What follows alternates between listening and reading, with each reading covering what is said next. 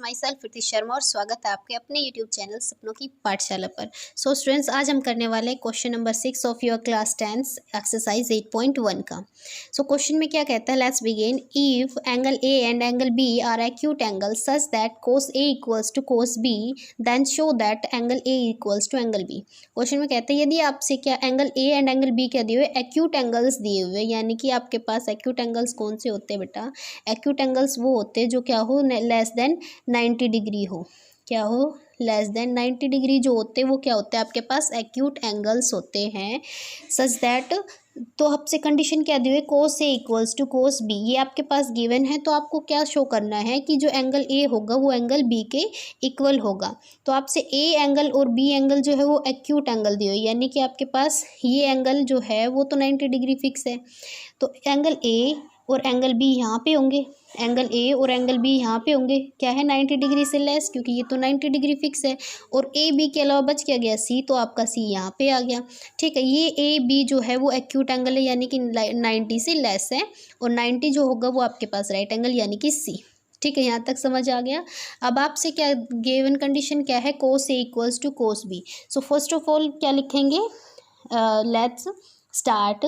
We have given that, we have given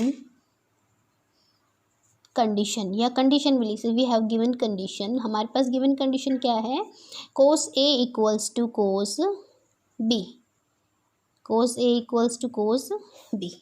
ठीक है, आपके पास cos A equals to cos B है, तो कोस ए किस तरीके से निकालते हैं, यही लिखते हो ना, कोस ए, ये पंडित भद्री प्रसाद, ये पी बी पी अपॉन में एच, एच बी आपको हर पेज में कोने में मैं हर वीडियो में आपको बता रही हूँ, ये लिख लेना है ताकि आपको इजीली याद रहे कि आपके पास ये फर्स्ट कॉलम है ये साइन का होता है, सेकंड होता है वो कोस का होता है, वो थर्ड होता है वो टेन का होता है। ठीक है, ये साइन का, दिस कोस का एंड दिस इज 10 का।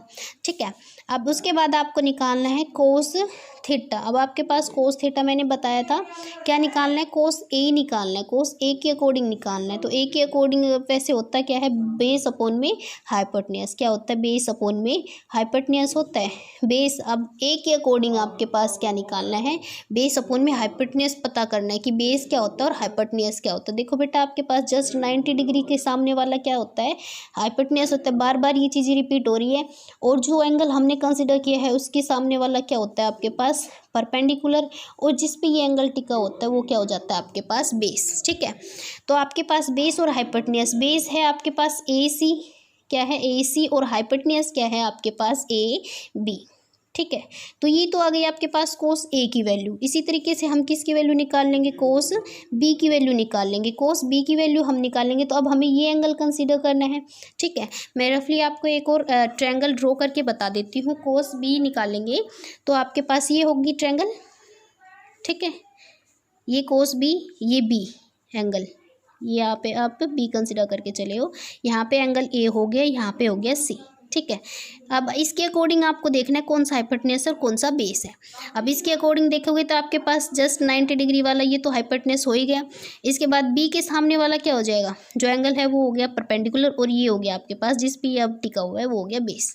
ठीक है, अब इसके अकॉर्डिंग कोस बी निकालेंगे तो क्या होता है, बेस अपॉन में होता तो हाइपोटेन्यूज ये। अब इसके अकॉर्डिंग बेस क्या हो गया आपके पास, बी सी, क्या हो जाएगा, बी सी अपॉन में क्या हो गया, अपॉन में हाइपोटेन्यूज क्या हो जाएगा, ए सी। ठीक है, क्या हो जाएगा आपके पास अकॉर्डिंग टू दिस, सॉरी यहाँ पे आपके पास हाइपोटेन्यूज क्या हो जाएगा, ए बी, यही होगा ना, ए बी। अब आप इन दोनों की वैल्यू यहाँ रख दे, कोस ए की वैल्यू आ गई आपके पास ए सी अपॉन में ए बी, ये मैंने रफ करके दिखाया था आपको। इसी तरीके से आपके पास कोस बी की वैल्यू आ जाएगी बी सी अपॉन में ए बी। यहाँ से ए बी से ए बी कैंसिल हो गया, इक्वल के इस साइड है। अब आपके पास आ गया ए सी इक्वल्स टू बी सी। अब आपको ये कंडीशन आपके पास 9th 8th क्लास में बता दी जाती है कि आपके पास दो साइड्स अगर इक्वल हो, आमने सामने की दो साइड्स अगर इक्वल हो तो उनके अपोजिट एंगल्स भी क्या होते हैं, इक्वल होते हैं। क्या होते हैं, इक्वल होते हैं। यदि हमारे पास एक ट्रायंगल में दोनों आमने सामने की साइड्स इक्वल हो तो उनके अपोजिट एंगल्स भी क्या हो जाते हैं, इक्वल हो जाते हैं। तो आपके पास ये साइड्स एक दूसरे के अपोजिट ही है तो इनके एंगल भी क्या होंगे, इक्वल हो जाएंगे। ठीक है, आगे समझ यहाँ तक। तो आपके पास रीज़न क्या लिखोगे, opposite angles, opposite angles to equal sides opposite angles to equal sides are equal in triangle.